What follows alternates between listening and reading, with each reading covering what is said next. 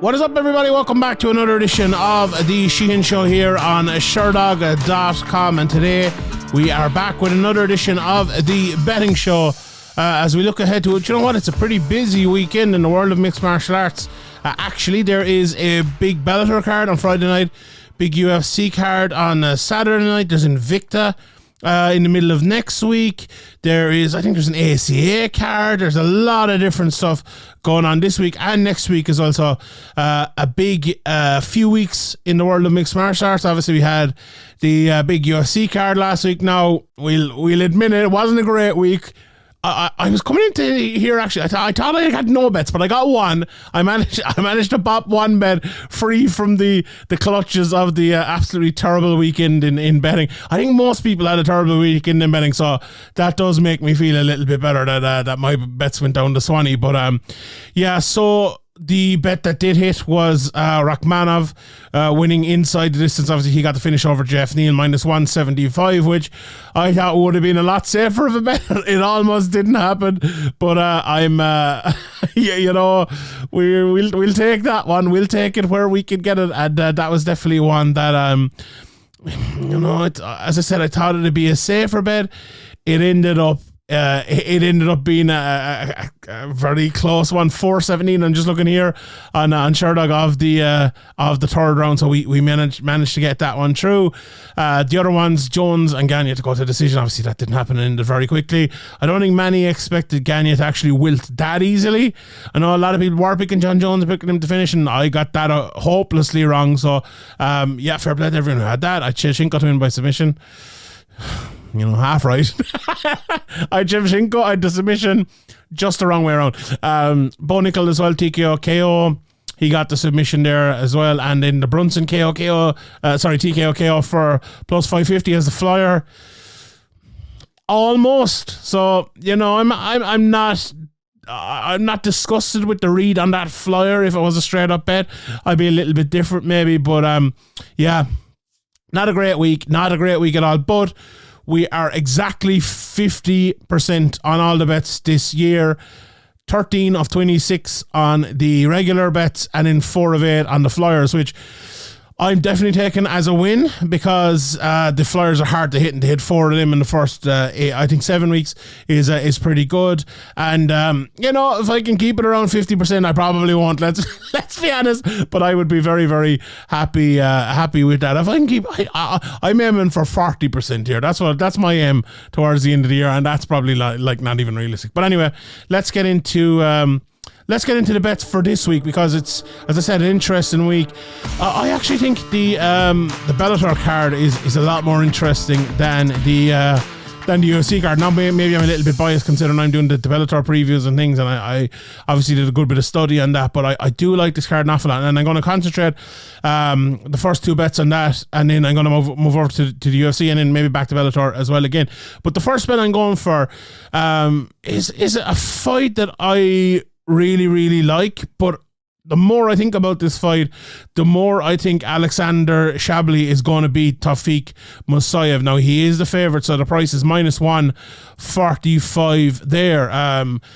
So very even in terms of the betting. I see a few different places have it a little bit further out, but minus 145 is the most regular price here in that fight. Now, the reason I'm going for that is honestly pretty simple. I think Shabliy is the more straightforward fighter, and I think against a guy like Musatev, you need to be a good fundamental straightforward fighter. And when I say the word straightforward, I almost literally mean the word straightforward. He's kind of a straightforward, jab you, punch you right down the middle type of fighter, who is well able to take a shot, but also well able to take a shot to give a shot, if you get me.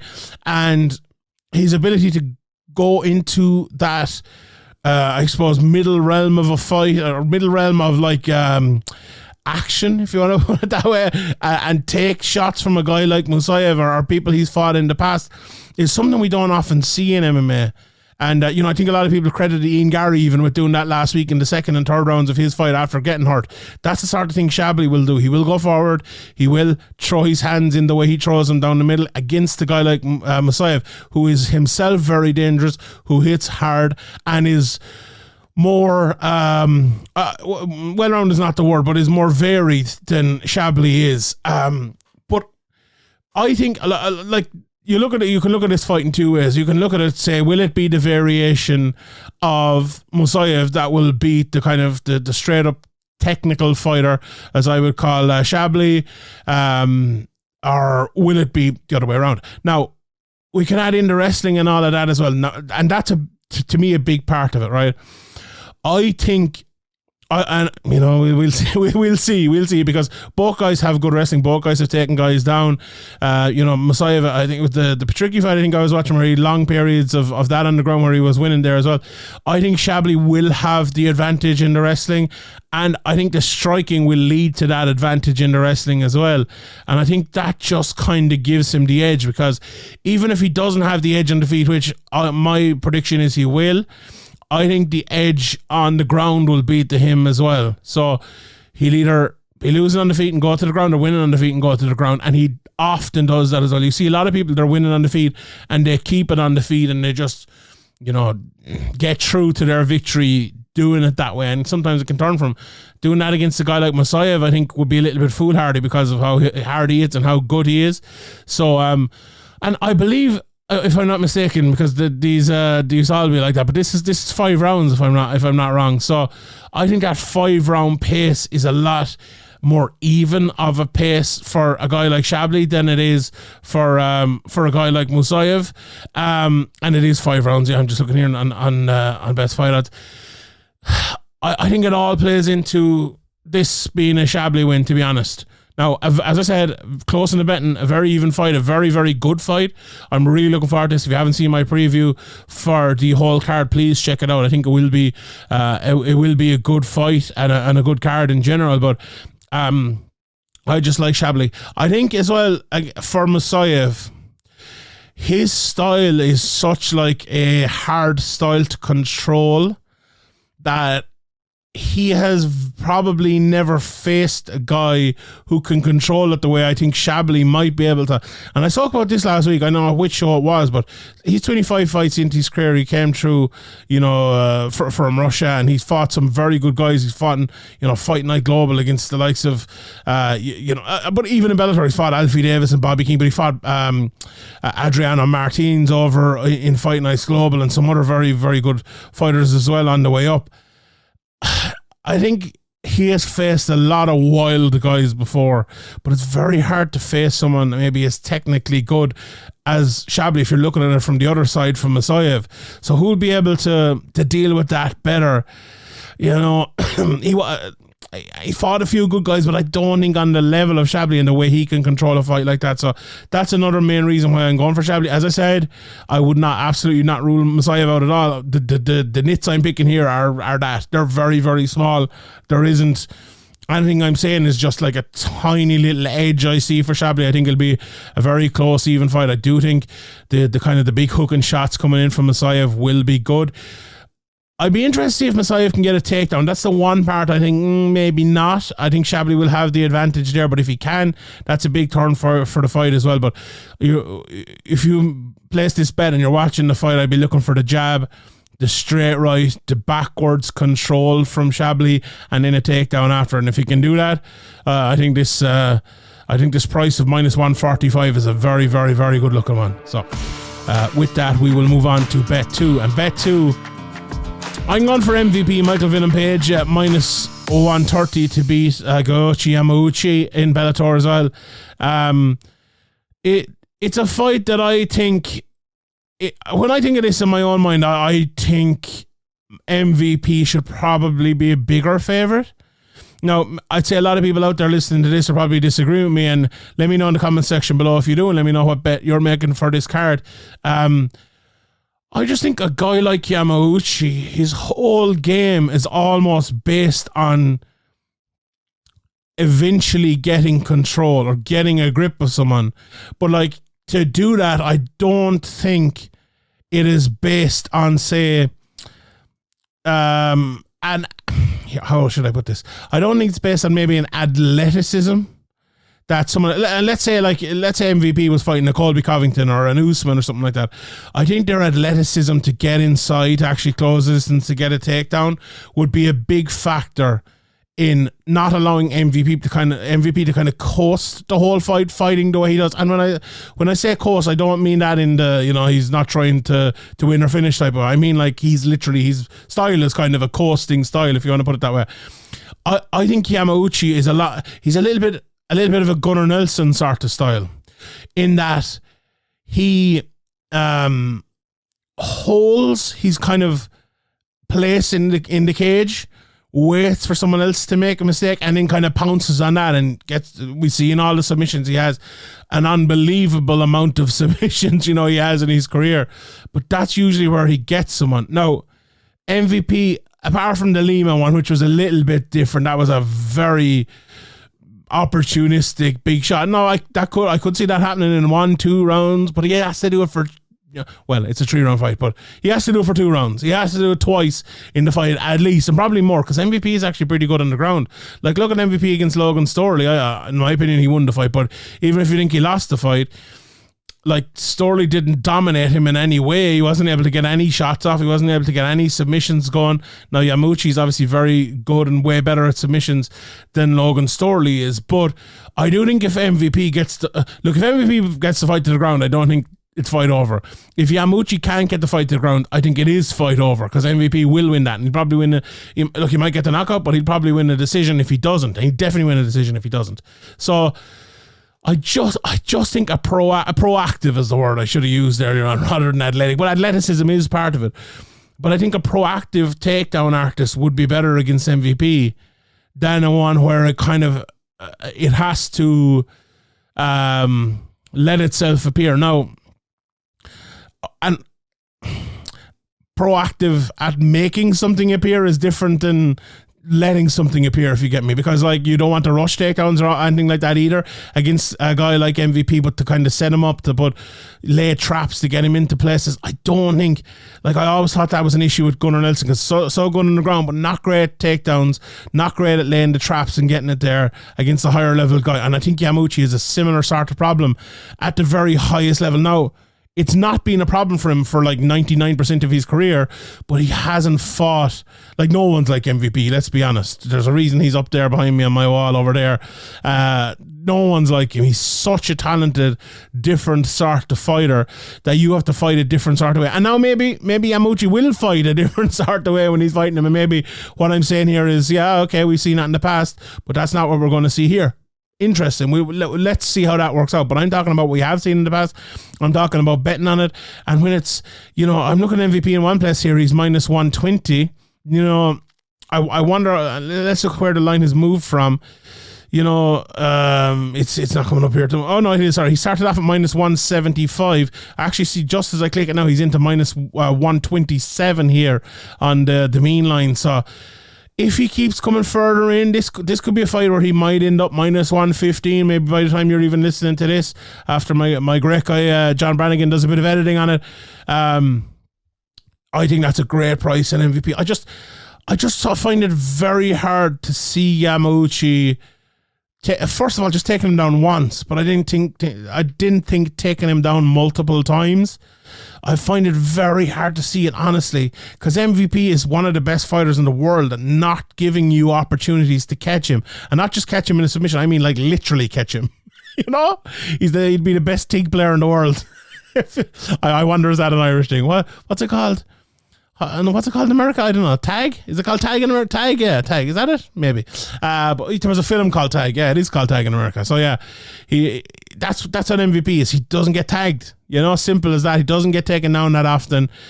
And I think he'll win the fight by being elusive. And minus 130 straight up bet. I really like that. Really like that. Right. The next bet I'm going for is I'm going to the UFC, and I'm going to the main event. And honestly, I thought this might be a bit of a bigger price, but I'm going for it anyway. And it's Petr to win by TKO KO at plus 225 against Merab Dvalishvili.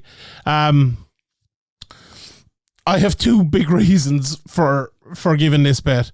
One, and I have great respect for Merab and Ray Longo and his whole team. And I think the level he's gotten to has been absolutely fantastic. The level they've gotten him to has been fantastic. I think he's a little bit overrated. And I don't like saying that. I don't like saying that about anyone, but I don't think he is as good as the stats maybe show. Like, that Jose Aldo fight was an all-time bad fight. I always look at the stats and see a guy, he's had the most takedowns in UFC history in a round or in a fight or whatever. That means you aren't able to hold the guy down. That means you aren't able to land strikes in the ground. That means you aren't able to finish him or submit him. You know, that to me is a very backwards type of positive stat. I think it's actually a negative stat more than anything else, because we know how judging works as well. That's the type of thing that is not going to score you much either, especially against a guy like Yan. Now, the other part of it is, I think Yan is probably at this stage of his career a little bit underrated, because he's had a terrible year. I think he won a lot of people's biggest disappointment of 2022, but he's still a damn good fighter. A damn good fighter. We've seen him in the past against Nurmagomedov dealing with wrestlers. He's well able to deal with wrestlers. We know how good his striking is. We know how good his cardio is. We know how good his all-around game is. And now he doesn't have that belt anymore, and he has a point to prove. You know, we're in the midst now of, I think there's 5 big bantamweight fights coming up in the next while. Now, maybe not all big fights, but there's a title fight, this one, and Sandhagen versus Cheeto, which are the 3 big ones, and there's a couple more coming up as well. This is going to be a challenge. Who impresses the most? And for Yan, he has extra impressing to do, because he not only has to win this, he definitely has to win another fight before he gets near the title again, and maybe 2. So if you lose this one, it's a big step back. And I think you don't have to only win it, you have to win it impressively. This is a massive fight for Yan. Now, with that all said, I do think it's also like a massive favourable matchup for Yan. As I said, he has faced a guy like Nurmagomedov before, who in my opinion is a better wrestler than Merab Dvalishvili. He's a damn sight better striker, is Petr Yan, than Dvalishvili. He has big power. It's 5 rounds as well. Can Dvalishvili last for 5 rounds with Yan on the feet? I don't think so. And I do think Yan will land big shots. I think he will hurt him, bloody him. And look, if this was 3 rounds, maybe. But the fact it's 5 rounds, I think it's going to be a finish. Now, the bookies disagree with me. The bookies do disagree with me. They fancy the over 4.5 rounds. They fancy it to go to a decision and not go to decision. But I don't. I fancy Yan to get the finish. I fancy Yan to be dominant here. Maybe an even round, maybe an even 2 rounds. But remember what Yan was like before. It's easy to just remember the last couple of fights and all that.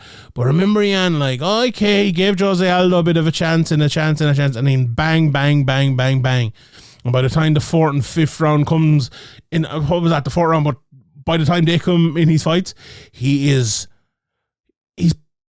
taking the pieces out of you to help you out of the cage. He's destroying you. And that's what I foresee here. I foresee a destruction. I really do. And I never, people listen to this show every week, I'd never go that strong. And I might be wrong, we'll see. We'll see. I'll come back here and look like a fool next week, but that's what I foresee in this one, and I think it's a great price. Well, I said at the start, I thought it'd be higher, because I thought Merab Dvalishvili was more highly rated, but maybe more people are thinking along my lines, to be honest. But plus 225, I still think is a great price. So we're back in that one here. Right, back to Bellator.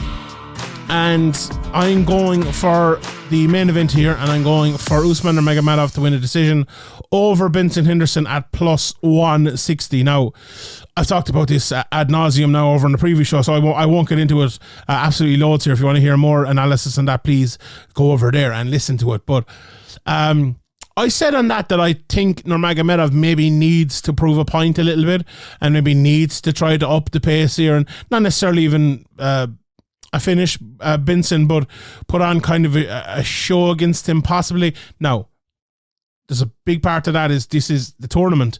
Do you want to be getting yourself injured if you can win the fight, if you can win it maybe more easily? You know, let's do it that way, I think, which is a thing that I think Usman Nurmagomedov, the way he controls his fights so well, I think it's something he can do. But we leave that to a side for a second. I think you have to look at Benson Henderson, and I think you have to kind of respect what that man has done throughout his career. Like, you look at the losses in his career, and okay, he's been finished 4 times, but he's fought at a very, very, very high level, and his 11 losses, 7 of them have been by decision. His last 2 against Bryn Primus, Jason Jackson, both by decision. Okay, the Michael Chandler one was a knockout in the first round. The 2 before that, both decisions as well. The 3 before that, even decisions. And the last knockout before that was Dos Anjos back in 2014. So it's nearly 9 years, and he's only had 1 finished loss. That's the type of fighter Benson Henderson is. I was only live watching him a few months ago, and you can just see like the quality in him. A very athletic guy, a very well-rounded guy. And for Usman Nurmagomedov, I don't think he is the type, and we've seen it especially in his last couple of fights, he is not the type to take anyone lightly. He will give the full amount of respect everyone deserves. And I think he will be preparing for the best Benson Henderson we've ever seen. And I think that will lead tactically to a very tactical tactics board from Usman Nurmagomedov. Enough of the word tactic there, maybe. But you get what I mean? Like, I think he will fight a more tactical fight. I think this isn't the case of, even like Yan, where he can up the pace. I do think if he's winning rounds 1, 2, 3, I think he will keep doing the same thing and win round 4 and 5, if you get me. Plus, Benson is the type of guy as well who's a professional. If he knows he is behind, if he knows he is losing, he's not the type of guy who will do something stupid and get knocked out. He was the type of guy, okay, he'll try to turn things around. He'll never give up or anything like that. But he's also the type of guy who's not going to put his health at risk just to prove a point, if you get me. And that came out really bad there. That sounds like I'm saying Benson Henderson will basically give up. And I don't mean that at all. Like, I think he will try to win the fight in a safe way if he is behind. But that will, I think, lead to an Usman Nurmagomedov decision. And everything I see in this fight, I think Usman will get takedowns. I think Benson will defend well. I think Usman will win the striking, but Benson will defend well. I think Usman Nurmagomedov will hit him, but I don't think Benson will get knocked out. I don't think Benson will get submitted. I really do. And he's 39 years of age, maybe not. But I really do think this has decision written all over it. I do think this is an Usman Nurmagomedov win written all over it, and a plus 160 to win by decision. I like that. I like that an awful lot. So to the flyer. Now, I actually found it really hard to pick out a flyer this week. Really hard, because I've obviously picked both main events here, and I've picked one decision, one TKO, so I'm kind of picking flyery type of bets anyway. But the bet I've gone for the flyer is Moldavsky to win by submission at plus 650 over Linton Vassell. Now, I went back and I watched their fight. If anyone's listened to the previous show already, they'll have known that. And it was fought out predominantly on the ground. There was, not predominantly is probably the wrong word. The majority of the fight was fought on the ground, long periods on the ground. And Moldavsky won that. He got on top. He landed some shots. He was in positions where maybe you could say if he is looking for a finish in the future, he would possibly, get the back or go for the rear naked choke or maybe the Kimura or something like that. In heavyweights, the Kimuras are a big thing. He hasn't the biggest submission record in the world. Kind of just less than 30% of his wins have been by submission, and out of the 8 losses for Linton Vassell, he has only been submitted once. So it is a genuine flyer here in this one. Now, he was around the same time as Benson Henderson was submitted as well. So I'm telling you, I'm hands up. I was struggling for a flyer here, and that fight just kind of stuck out to me though, because I do feel, and this is a part of it as well, I feel that fight happened a lot, obviously, on the ground. I think if this fight, for the second time, happens a lot on the ground, there might be the I fought him once before. I went back and watched the tape. Here is kind of what I missed. Here's maybe where I'll be able to take advantage of it. And there's another thing as well. This mightn't play into it as much, but I was at Bellator last week and I asked Scott Coker about the heavyweight championship. I'm like, who's fighting next? You know, Petr just fought Fedor. The Steve Mowry fight against Alexandr was a draw. So a contender didn't emerge there. And he basically said, he didn't even say Vassell Moldavsky. I think he said Moldavsky. So I think if you are Moldavsky, you're going out to win the fight anyway. But I think you're going out to make a statement here. Get the finish and get that title fight and get back in there against Petr again. You know, the first time they fought was obviously back in 2022 and Petr won that by decision. It's a big fight for him. It's a big fight for him here. He had that no contest, a weird fight against Steve Murray last time out as well. Like, it'd be very easy for Bellator to pass it up and give maybe even Mowry the fight coming off of that draw if there isn't something impressive here. So that's another part of it. It might play into it, but as I said, this is a flyer plus 650 for the submission because the fight I think will be a lot on the ground. There you go. Right, let's look at some of the other bets from the weekend. As I said, ACA is on this weekend. There's some interesting names out there. You know, Chris Honeycutt, who was fighting in America not too long ago, he's on that card, and a few more as well on it. Aries have a card this weekend.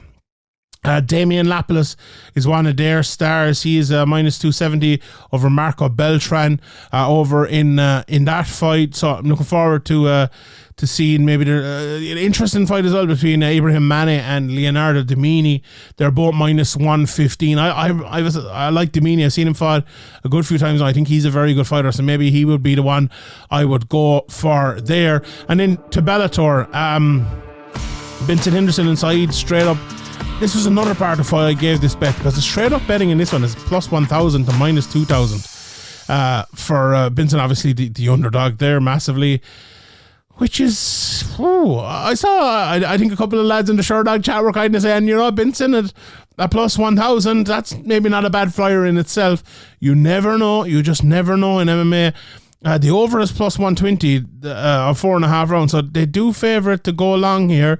The fight to go to a decision is the better. It is plus 145 to go to a decision, minus 175 it doesn't go to a decision. So I'm a bit surprised with that one, to be honest.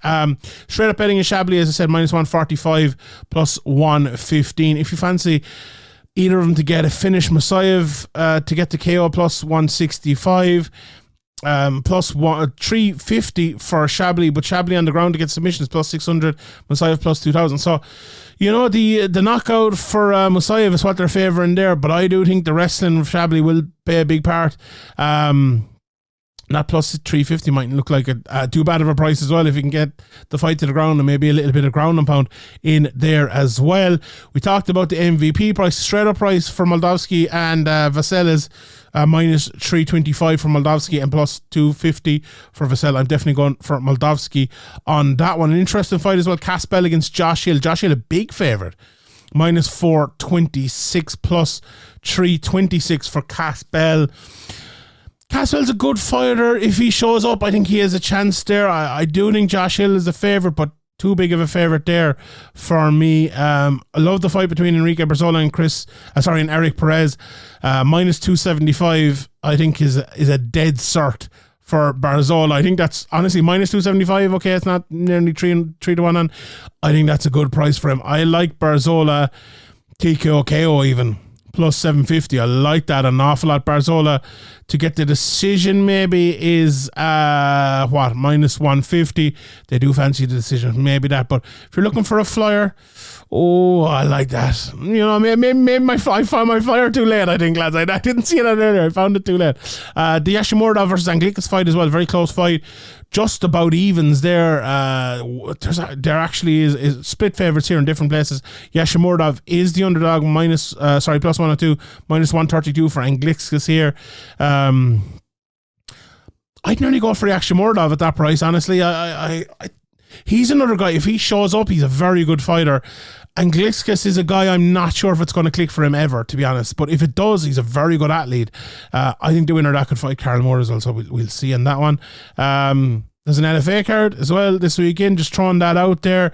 I'm sure our American people will know all the bets for that one. There's a PFL Challenger Series as well coming up this weekend. Imba Kasanganai is on that card. He's a big favourite there over Osama LCD. So interested to see how that one goes there. Then the UFC card, Krylov and Span, the rematch. I think it's £215. The favourite there is Krylov. Again, I think I gave Span a couple of weeks ago as one of my bets. I didn't give him this time. I don't like when there's a fight, it doesn't happen, and it happens a couple of weeks later. You don't know who's fit. You don't know who is well prepared. You don't know who it's going to work for. I tend to avoid those. But anyway, Span minus 146. I'd probably go for him in there. We talked about Yan and Dvalishvili obviously in depth. Volkov and Romanov, interesting fight. Romanov is the favourite, minus 154. Volkov plus 134. I'm just not sure really where Volkov is in his career at the moment. Maybe with the new champion and all of that, he could make a run. Maybe it gives him impetus. He's, tall guys have hurt John Jones before, but yeah, I think that betting is just about right there. I think Romanov just about deserves to be favourite. I'm a big fan. Everyone knows Saeed Nurmagomedov. He is minus 246 over Jonathan Martinez. I think that price possibly a little bit low there, if we're being honest. Lingo and Hamas as well. Hamas is the favourite, a big favourite there. I think he will win that one. And a few more fights as well. Someone I was going to give Lipski and Aldrich. So this fight, Aldrich is a big favourite here, minus 360 plus 285 for Lipski. Again, there's a few fighters I said this about today, but if Lipski turns up, she can beat most people in the world in her division, but she just, since she's came over for KSW, since she's gone to the UFC, it just hasn't clicked for her, just hasn't gone her way, and I'm honestly not sure now if it ever will, but I think she has a physical advantage over JJ Aldrich in speed, maybe in power even, when it's the wrestling could be an issue, the takedowns could be an issue, the submissions as well could be an issue. Maybe Aldrich, what's the price of Aldrich by submission? Plus 900. Oh, now there's a flyer for you. Plus 900 to get the submission there, but look, I think the bookies think that one is going to go to a decision, and they're likely right, but if you just want to bet on Lipski to show up, maybe this is the one. Let's see what price Lipski to win by decision is.